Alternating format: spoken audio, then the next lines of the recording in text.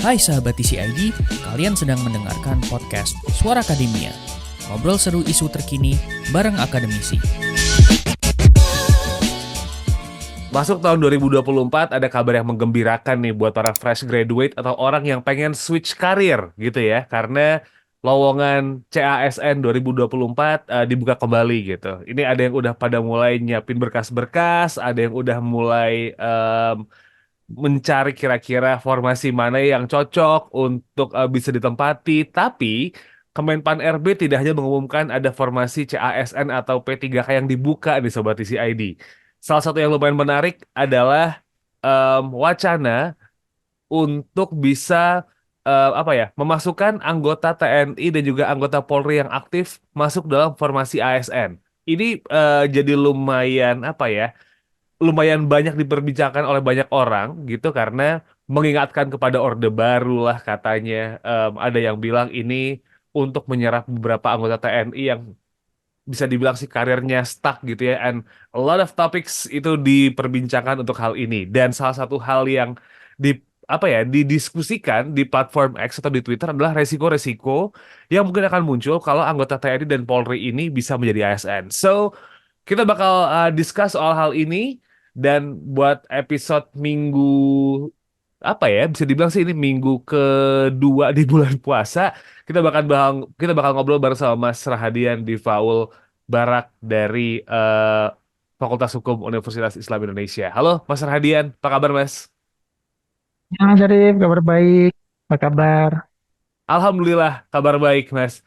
Anyway, Mas Radian, pertanyaan pertama nih, ketika wacana dari Kemenpan RB bilang mau ada peraturan gitu yang mengizinkan anggota TNI dan juga anggota Polri yang aktif untuk menjadi ASN ini muncul dan wacana ini sering banget didengungin gitu, Mas.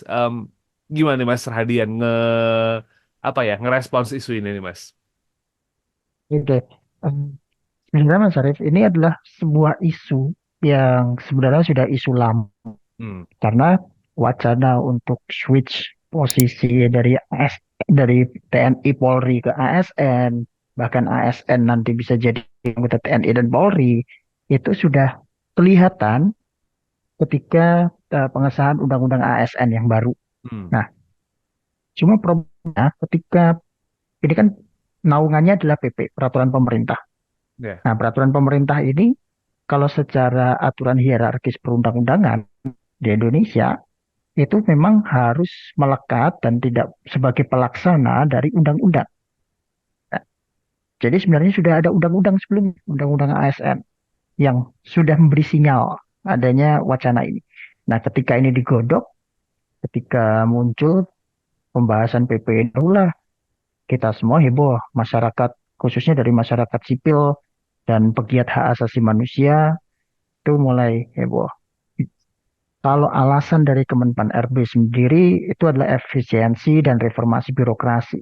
Tapi kalau saya melihat ini sebenarnya adalah PR yang kita belum selesai sejak reformasi dulu untuk kita semakin menuju pada reformasi militer, reformasi TNI yang dia lebih profesional. Dia lebih profesional pada fungsinya.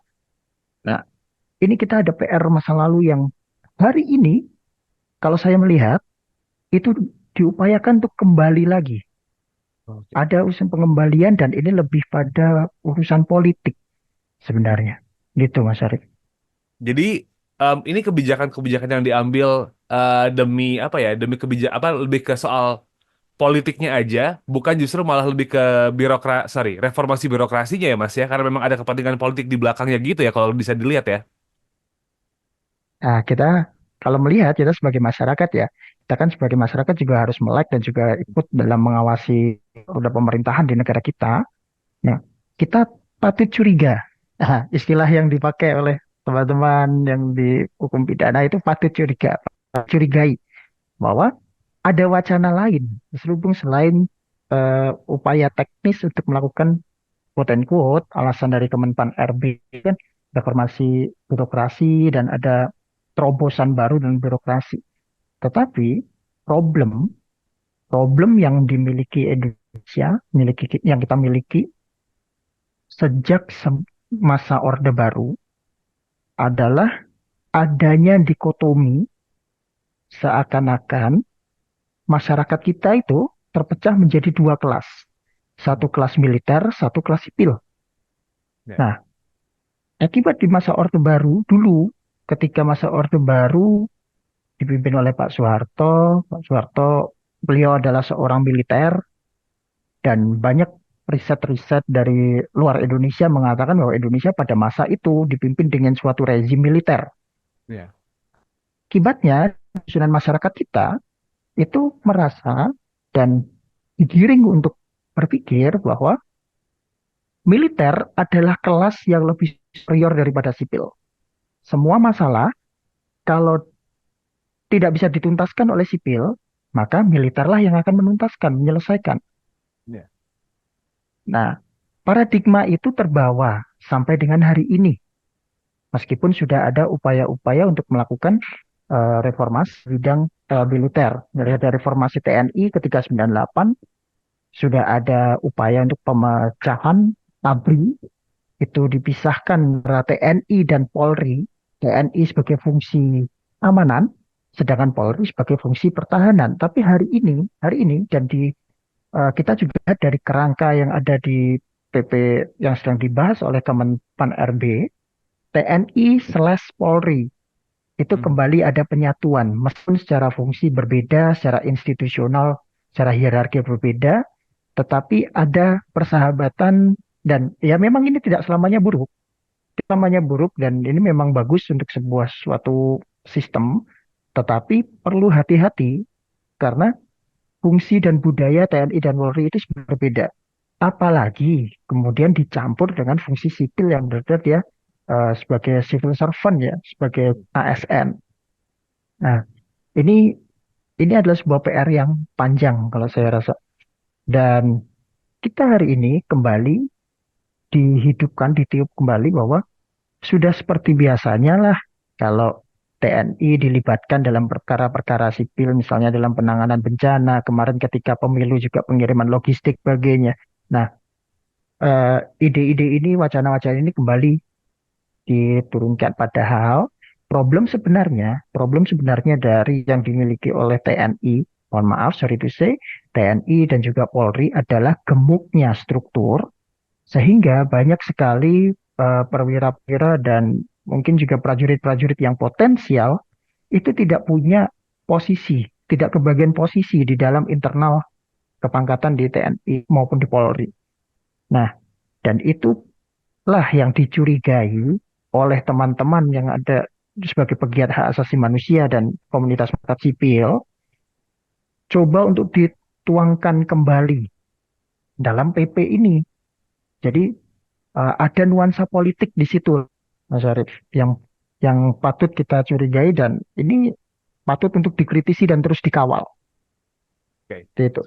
Jadi memang dilihat dari belakangnya gitu ya Mas ya, gemuknya struktur organisasi TNI Polri ini menjadi salah satu urgensinya mungkin kenapa akhirnya ini muncul peraturan pemerintah dari Kemenpan RB ini gitu ya.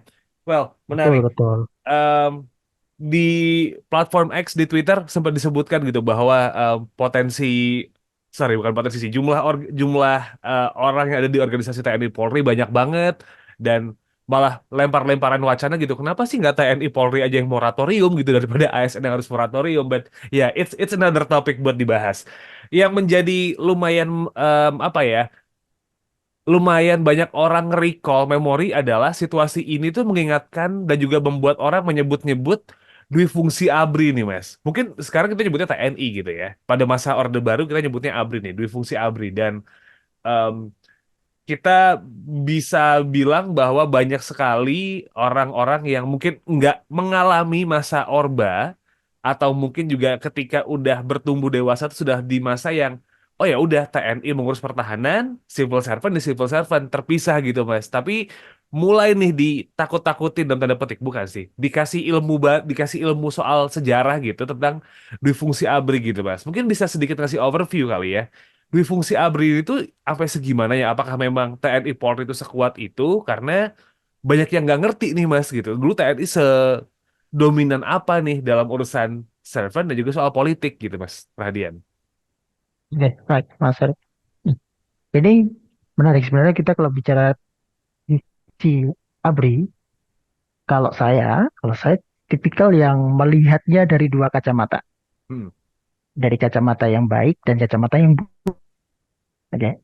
Nah, yang saat ini santer terdengar di kalangan masyarakat kita, di dongkrongan di X dan sebagainya dan berita, itu kan dari tuntutan-tuntutan dari kawan-kawan di pegiat hak asasi manusia dan juga kawan-kawan yang memang mendengungkan kembali reformasi TNI seperti imparsial, YLBHI. Nah, kita memang di-trigger memori kembali. Ini loh kita pernah mengalami trauma buruk yang namanya dui fungsi ABRI. Banyak yang tadi bilang, apa sih dui fungsi ABRI itu?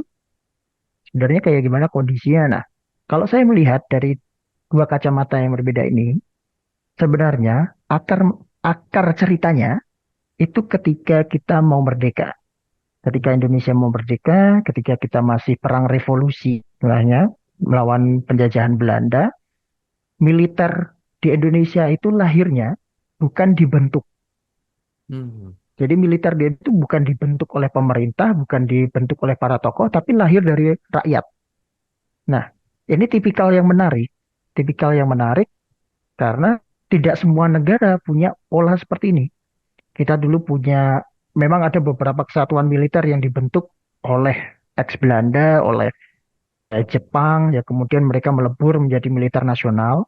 Ada juga yang laskar-laskar dari daerah-daerah, dari masyarakat, dari pesantren, yang kemudian juga bergabung menjadi militer. Nah, ini embrio dari TNI. Makanya di struktur TNI kita, di budaya TNI kita, TNI itu sebagai pengayom rakyat. Karena unsur lahirnya memang dari rakyat. Oke, itu pertama, semangat yang dimiliki budaya militer di negara kita. Yang kemudian, ini juga dibuktikan dengan pengangkatan pertama Jenderal Panglima Besar TNI pertama itu kan Jenderal Sudirman. Beliau tidak ditunjuk oleh presiden, tetapi ada sistem voting musyawarah di kesatuan militer sendiri pada waktu itu. Nah, waktu itu masih menjadi Tentara Rakyat Indonesia ya TRI, yang kemudian berevolusi menjadi TNI dan berevolusi menjadi ABRI. Nah, kita singkat ceritanya menjadi ketika masa Orde Baru. Sebelum masa Orde Baru, kita masih sering perang, kita masih sering ada pemberontakan DITII, pemberontakan PKI di Madiun, dan seterusnya. Ada budaya untuk menstabilkan isi itu, maka jabatan-jabatan strategis itu diberikan kepada TNI. Misalnya sebagai gubernur, sebagai bupati, itu untuk menjaga stabilitas. Nah, ketika Orde Baru, wacana itu kembali diwujudkan. Sebenarnya awalnya dari uh, teori yang menyebutkan bagaimana posisi TNI di tengah masyarakat kita. Apakah TNI itu menjadi profesional seperti di Eropa dan Amerika, fungsinya khusus untuk pertahanan, atau menjadi salah satu penjaga stabilitas politik yang ada di Kalatin. Nah, kemudian lahirnya yang namanya teori jalan tengah. Oh. Nah, ada teori namanya teori jalan tengah, yang itu memposisikan bahwa TNI punya dua sisi. Satu sebagai penjaga pertahanan, juga sebagai membantu stabilitas politik, stabilitas di dalam negeri gitu ya. Jadi fungsinya bukan menjaga ancaman dari luar saja. Teori ini yang tumbuh di dalam TNI sebenarnya kemudian diadopsi oleh rezim Orde Baru dalam wujud yang namanya dui fungsi. Mhm. Nah, imbasnya ternyata fungsi ini digunakan sebagai alat. TNI aktif, prajurit TNI aktif, panglima dari perwira-perwira TNI aktif ditempatkan sebagai gubernur, kepala daerah, ada juga yang dimasukkan ke kampus-kampus, ada juga yang dimasukkan jabatan rektor. Nah, rupanya fungsinya adalah untuk meredam gejolak protes, kritik kepada pemerintah untuk melanggengkan yang namanya pembangunan. Mhm. Pada waktu itu ya, pembangunan pada waktu itu karena resepnya, katanya resepnya stabilitas ekonomi hanya akan terjadi ketika ada stabilitas politik. Artinya siapapun yang menentang dan melawan pemerintahan itu mengganggu stabilitas politik dan akan mengganggu stabilitas ekonomi. Ya. Itulah yang ditakuti. Itulah yang menjadi memori buruk kita. Ternyata banyak kasus nih ketika dui fungsi ABRI ya. Banyak kasus ASN yang tidak dalam pemilu tidak turut memilih rezim Orde Baru, Ya. kemudian dipindahkan oleh kepala daerahnya. Kepala daerahnya adalah TNI dan TNI adalah alat dari pemerintah, alat dari negara. Kemudian juga ketika kampus, kita melihat dari kampus dulu mahasiswa bergerak, itu juga ada represif dari ABRI, dari TNI dan maupun Polri. Bahkan yang paling berbahaya adalah ketika ada kejahatan nih, ada kejahatan yang sebenarnya kejahatan kriminal, seperti mencuri ayam, ada pencurian, Ya. ada kasus-kasus jambret dan sebagainya, itu yang menangani adalah TNI Mhm. pada waktu itu. Bahkan kalau mau cari kerja, zaman Orde Baru, kita mau kerja, nggak cukup SKCK dari kepolisian. Kita juga perlu mampir ke Kodam gitu, ke resimen teritorial untuk minta Ya. pernyataan bahwa kita itu bukan orang jahat loh, kita nggak punya track record kriminal, tapi dari tentara. Nah, kondisi-kondisi ini kemudian ketika reformasi 98 di-cut, dipotong. Ternyata ini Mhm. salah. Kita sudah melihat, oh ini ternyata lebih banyak akses buruknya daripada akses baiknya. Karena blur fungsi utama dari TNI pada waktu itu dan Polri karena masih berada di bawah naungan ABRI dan masih ada budaya militer yang sangat kental, itu terlihat tidak sesuai dengan proporsinya. Akhirnya wacana kemudian yang baru terrealisasi ketika Presiden Abdurrahman Wahid di zamannya Gus Dur, pisahlah yang namanya TNI dan Polri. ABRI dihilangkan, TNI fokus pada cara pertahanan, ancaman kedaulatan negara dari luar, sedangkan Polri menjaga stabilitas nasional, keamanan, atau Kamtipnas, keamanan dan ketertiban masyarakat. Nah, sejak saat itu sudah mulai dibangun kerangka dan ini lahirnya bukan dari masyarakat sipil semata, tetapi dari internal TNI dan Polri juga. Jadi dari internal TNI dan Polri waktu itu sudah melakukan yang namanya reformasi TNI. Mhm. Nah, kalau hari ini kita kembali mencampur baurkan antara militer, antara Kamtipnas, dan juga fungsi sipil, pemerintahan sipil, kita campurkan lagi. Nah, kita kembali lagi namanya apa? Sebenarnya kita pengalaman dan apa evaluasi yang berdarah-darah loh. Kita ada korban jiwa, ada korban politik dan sebagainya yang sudah sangat panjang. Kita seperti ahistoris. Nah, Oh. itulah sebenarnya kalau kita melihat dua fungsi, ada dua fungsi sebenarnya. Ada dua tujuan yang awalnya tujuan mulia untuk menjaga ketertiban karena kita sering ada pemberontakan dan seterusnya. Kemudian ternyata eksesnya terlalu besar. Eksesnya terlalu besar dan ini menjadi evaluasi dan kita nggak mau untuk kembali lagi ke masa-masa itu. Itu Mas Arif kalau melihat. Iya, artinya sebenarnya goalnya adalah mungkin di awal dulu di Orde Baru itu untuk menjaga stabilitas ya, karena memang stabilitas politik dan ekonomi harus berjalan bersamaan supaya Indonesia jadi lebih negara maju lagi. Buruknya adalah ketika menjaga stabilitas politik ini kayak apa ya? Penggunaan kekuasaan yang terlalu berlebihan itu yang bikin orang banyak takut gitu, Mas Rahadian. Nah, pertanyaannya adalah kalau misal memang ini diketok nih, Mas. Kemenpan RB mengatakan, oke, ini kita jalankan peraturannya. TNI dan Polri yang aktif itu bisa masuk di formasi ASN. Meskipun di pemberitaan banyak yang bilang tidak semua posisi, ya kan? Hanya mungkin di eselon 1 saja begitu, dengan seleksi yang ketat. Resiko yang mungkin terjadi nih Mas, apakah bisa separah kayak Orba dulu kah, yang sampai benar-benar abuse of power gitu, yang wah dia punya kekuatan dan akhirnya bisa memanfaatkan segalanya, sampai akhirnya ketakutan di masa lampau itu muncul, atau sebenarnya ada hal-hal lain nih yang mungkin bisa jadi resiko kalau memang ini diketok nih Mas? Kalau kita bicara potensi ya ini Mas Arif, Hmm. kita bicara potensi, sangat potensial, sangat potensial kembali ke masa kelam di fungsi pabrik. Karena meskipun hari ini katanya ada pembatasan, sebenarnya ini bergeser dari yang awalnya kita memisahkan, kita ambil contoh aja deh. Kita ambil contoh kebijakan pemisahan TNI dan Polri. Ya. Yang pada awalnya kita sepakat, oke dipisah total TNI sama Polri. Kemudian muncul TAP MPR yang dia menyatakan pemisahan TNI Polri, tapi di pasal ketiganya mengatakan bahwa pemisahan itu tidak berlaku secara mutlak, tetapi ada kemungkinan namanya perbantuan dan kolaborasi bersama antara TNI dan Polri.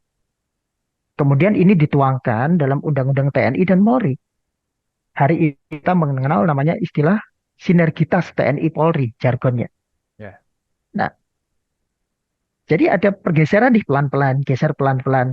Akhirnya sinergitas TNI Polri dan awalnya bagus sinergitas TNI Polri, tapi kita lihat eksesnya hari ini beberapa, misalnya kemarin dalam posisi penanganan terorisme, Ya.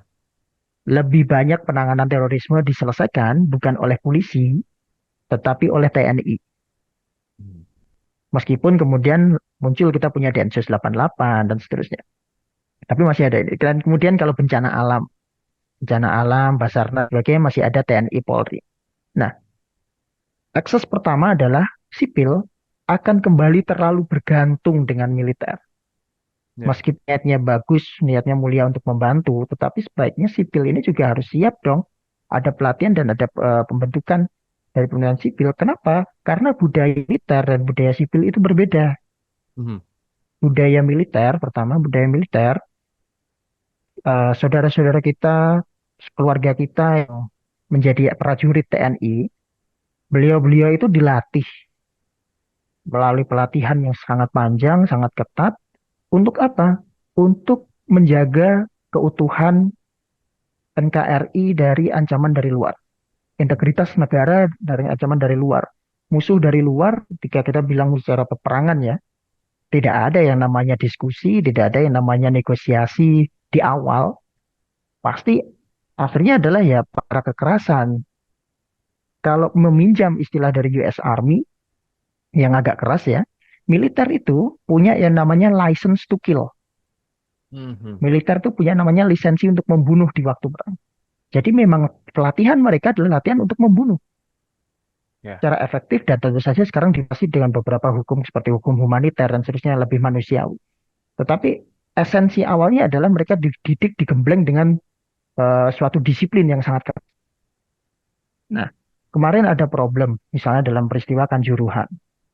Ada problem di peristiwa Kanjuruhan ketika pengamanan melibat Polri dan perbantuan dengan TNI, ada video yang menunjukkan bahwa oknum ya, kita bicara oknum kalau meminjam istilah-istilah di berita, itu ketika melakukan pengamanan, ketika masa sudah chaos sekali, sudah berlarian karena ada tembakan bom gas air mata, ada prajurit yang berjaga itu tendang beberapa orang yang berlarian untuk tidak ke arah situ. Nah, ini sebenarnya momen ketika alam bawah sadar mereka teringat dengan latihan-latihan yang dulu sudah mereka dapat. Keceplosan kalau istilah saya. Ya. Keceplosan, latihan mereka diterapkan kepada sipil. Nah, budaya sipil terkait dengan itu. Kita tidak pernah dilatih tidak pernah dilatih untuk menerima kekerasan dan semacamnya. Sementara proporsi yang ada di militer, kekerasan itu terukur. Sedikit demi sedikit badan mereka tergembleng. Mereka menganggap ringan, kita menganggap ini mengerikan sekali.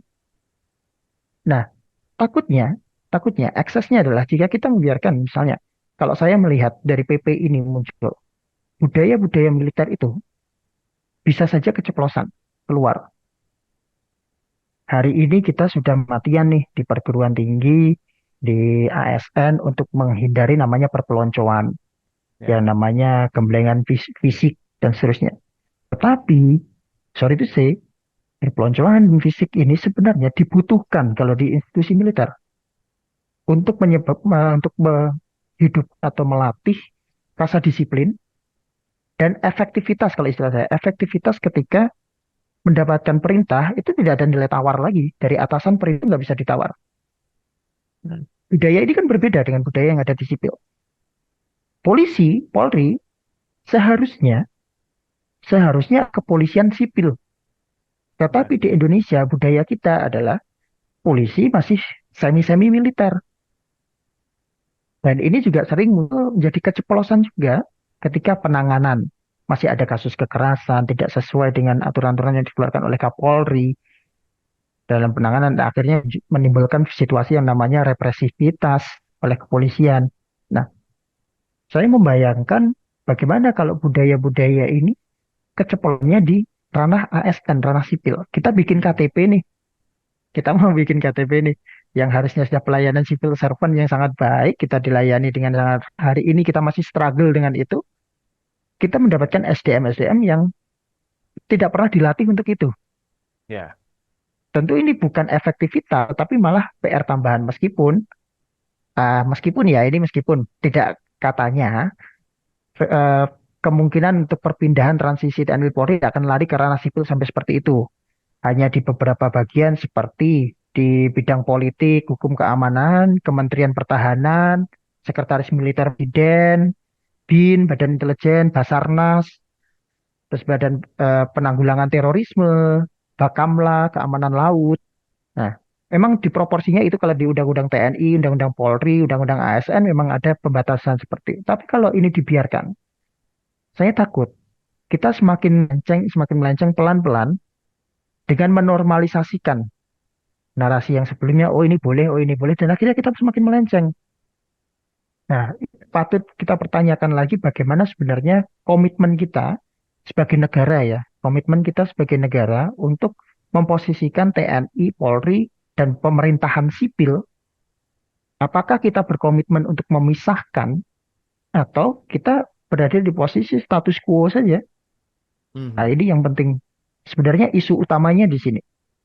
Bukan berarti kita menolak 100% atau mendukung 100%, karena levelnya cuma PP, Mas.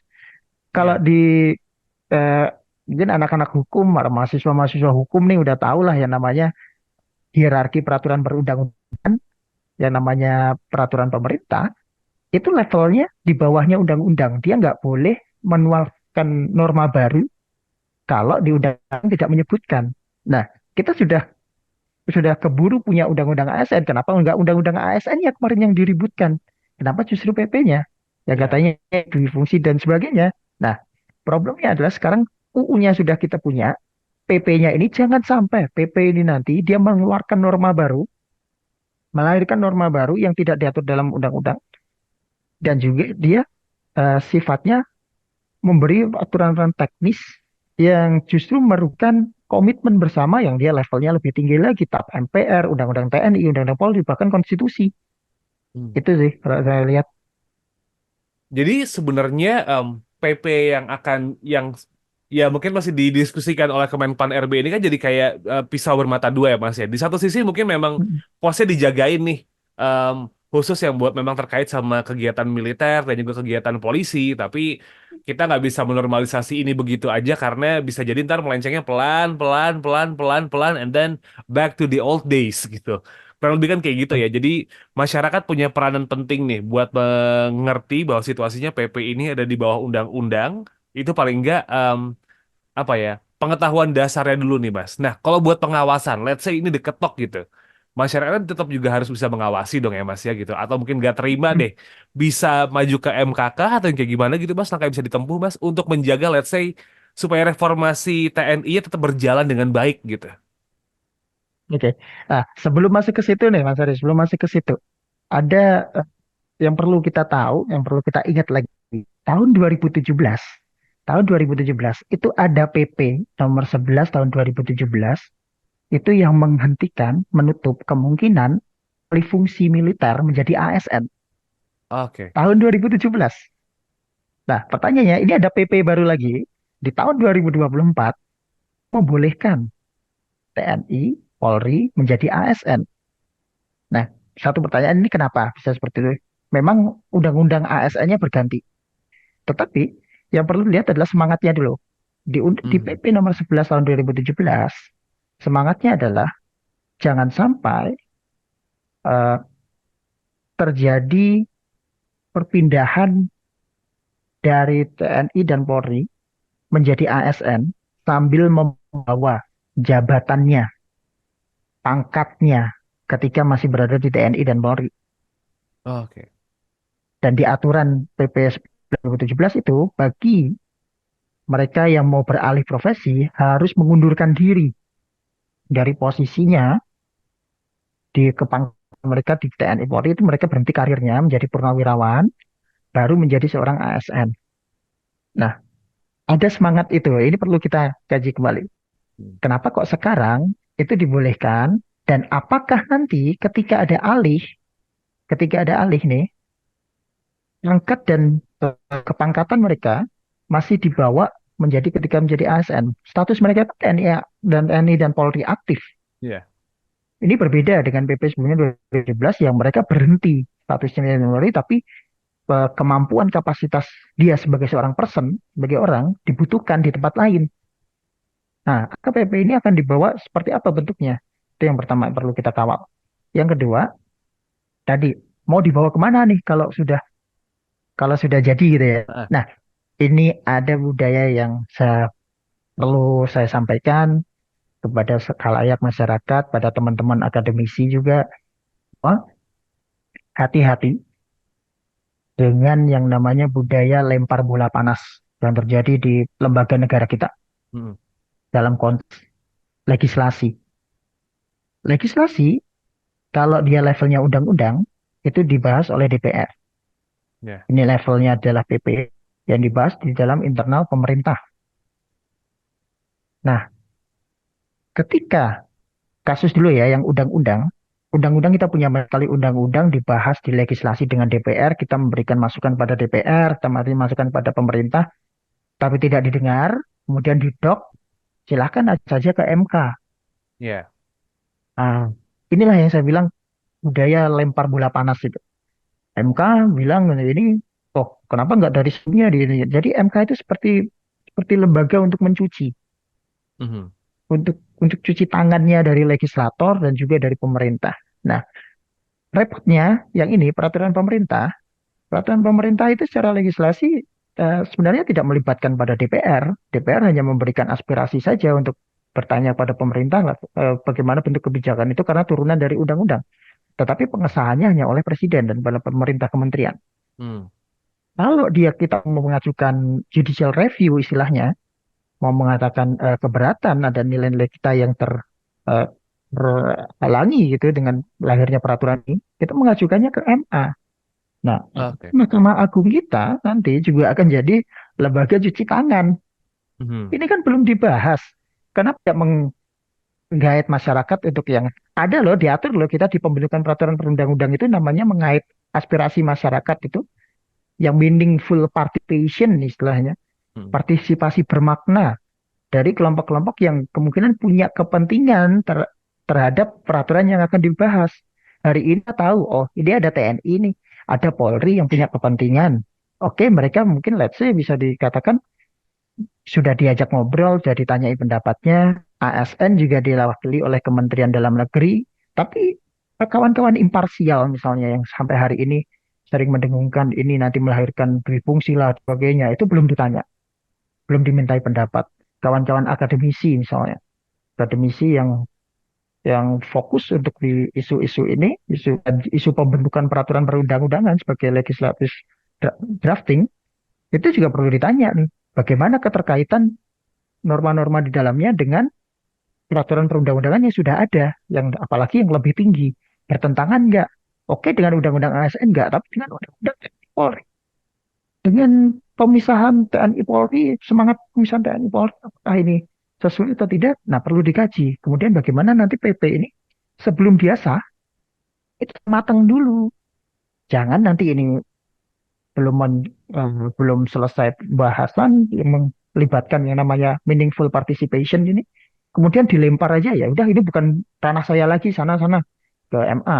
Nah, nanti MA ternyata tidak mengabulkan atau apa ya bilang ini sudah kewenangan MA. Silahkan nanti kalau mau protes ajukan lagi ke pemerintah. Lah kita sebagai rakyat bisa apa? Hanya jadi penonton dan jadi subjek. Nah, itu yang harus hati-hati. Jadi, saya menyarankan sampai hari ini, mumpung ini belum disahkan dan belum masih dalam masa pembukaan, mari kita kawal bareng-bareng. Mari kita pressure dan sosial media, sosmed itu ternyata hari ini punya pressure yang luar biasa. Jadi generasi-generasi muda saat ini yang aktif di sosial media, generasi senior tidak terlalu aktif ya di sini. ternyata bisa punya kekuatan people power yang besar loh, impactful-nya dibandingkan cuma sekedar tik. Mhm. Kita punya impactful yang lebih besar pada masyarakat ketika kita viralkan dan sebagainya. Nah, mari kita kawal bareng-bareng, mari kita kawal bareng-bareng isu ini jangan sampai kecolongan dan jangan sampai terjadi lempar bola panas. Itu sih Mas Arif. Baik.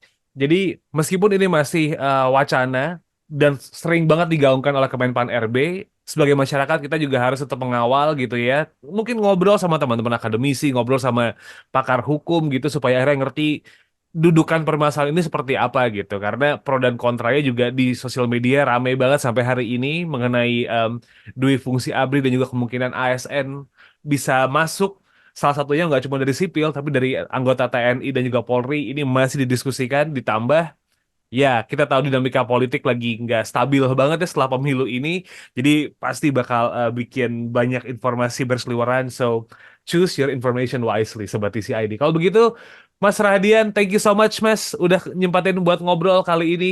Lancar-lancar terus kegiatannya, Mas Radian. Ya, Mas Arif, editing buat PCID dan rekan semua masyarakat. Semoga kita bisa mengawal bersama lah. Saya dengan Mas mengawal bersama isu ini. Oke. Sip. Kalau gitu, that was our conversation with Mas Rahadian di Faul Barak Suartono ya, dari UII. Beliau adalah dosen dari Departemen Hukum Tata Negara, Fakultas Hukum Universitas Islam Indonesia. So, it's a wrap for this episode. Kita ketemu lagi minggu depan, Sobat Isi ID. Saya Muhammad Syarif signing out. Wassalamualaikum.